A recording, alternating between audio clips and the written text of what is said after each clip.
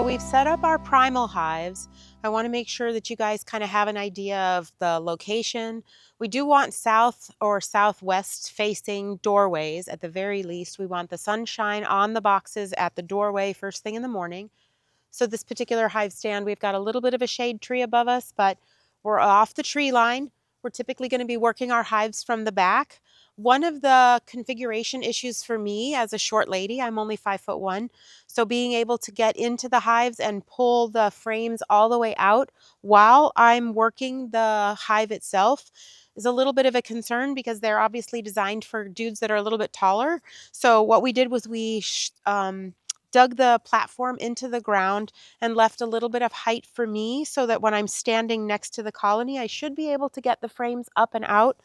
I always have apprentices with me, so I will have helpers just in case I can't reach that height. But I wanted to show you the location of the hives and why we have them on platforms kind of dug into the ground. It is a little bit different for sure. They also gave us a really interesting hive tool.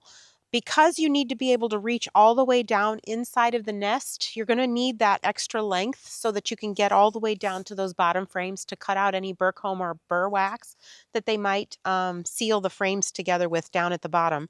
So that's kind of cool. We're just going to leave it hanging inside of the nest so that we always have it with us. And then we're going to drop our frames inside. These have been waxed.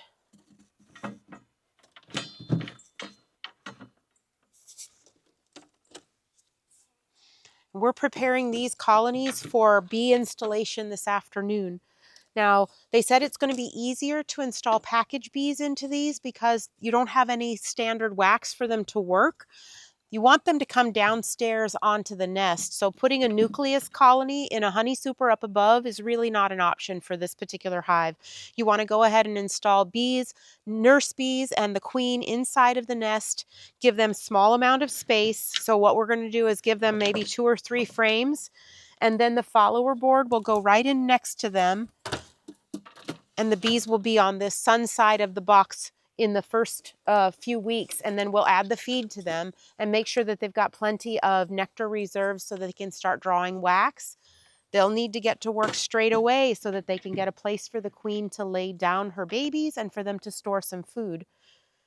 We are coming into the early beginnings of our nectar flow. My redbud tree just bloomed.